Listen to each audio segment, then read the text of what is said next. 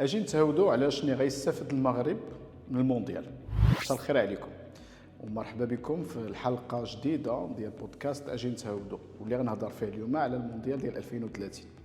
ماشي في الحقيقه كحدث رياضي عالمي ديال كره القدم، ولكن كفرصه باش بلادنا تحول لبلد متقدم بمعنى الكلمه، وان شاء الله تحقق الازدهار والنماء المغاربه اجمعين. في البدايه خصني نقول بان التنظيم ديال المغرب لكاس العالم 2030 مع اسبانيا ومع البرتغال هو في الحقيقه واحد الحدث تاريخي بقينا كنتسناوه سنوات وسنوات، من النهار الاولي اللي المغرب نزل فيه الترشيح ديالو واللي كانت في 94. والجميل في الامر هذه المره هو ان اللي زف الخبر ديال الترشح المونديال ديال 2030 هو صاحب الجلاله الملك محمد السادس نصره الله وايده، في واحد الرساله بالمناسبه ديال التسلم ديالو لجائزه التميز ديال 2022 الاتحاد الافريقي لكره القدم، واللي منحت صاحب الجلاله في العاصمه ديال رواندا جائزه التميز، واللي اعلن فيها ان المملكه المغربيه قررت مع اسبانيا ومع البرتغال انها تقدم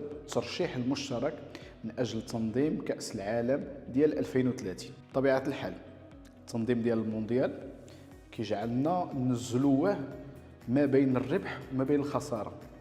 بزاف ديال الاراء كتنتقد المشروع وكتشكك في انه واش كاين شي جدوى حقيقيه، وكتعطي مجموعه ديال الامثله بحال المونديال ديال البرازيل ديال 2014 او لا الاولمبياد ديال اثينا ديال اليونان في 2004.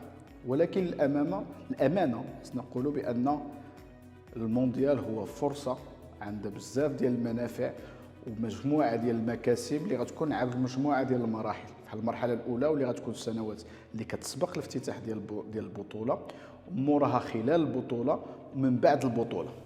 خصني نقول بان البلاد ديالنا اليوم هي واحد الورش مفتوح، حيتاش كتشهد التسريع ديال مجموعه من المشاريع ديال البنيه التحتيه، الطرق، السكك، النقل العمومي ما بين المدن وخارج المدن، مطارات جدادين، فنادق، فضاءات ديال الترفيه، ملاعب وبزاف ديال الحاجات اخرى. والى جانب المشروع الكبير المتعلق بالخط الثاني ديال التي جي في اللي غيكون ما بين الدار البيضاء واكادير. هاد الاوراش كتخلق واحد الانتعاش في قطاعات اقتصاديه كبيره وكتوفر آلاف ديال فرص العمل سواء المباشره او لا الغير المباشره.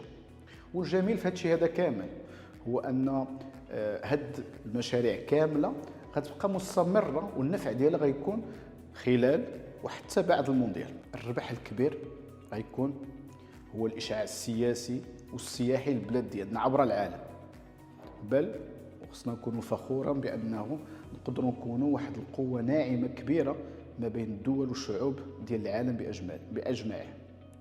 التنظيم ديال المونديال غادي يخلي المغرب واحد الوجهه سياحيه، واحد القبله ديال السياح من مختلف ديال دول العالم، وهذا الشيء هذا غيعلي من النسبه ديال المساهمه ديال القطاع السياحي في الداخل الوطني الخام.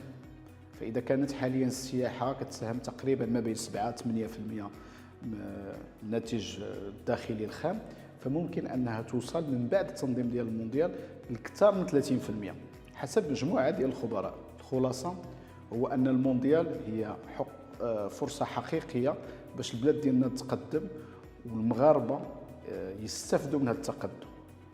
تبقوا على خير.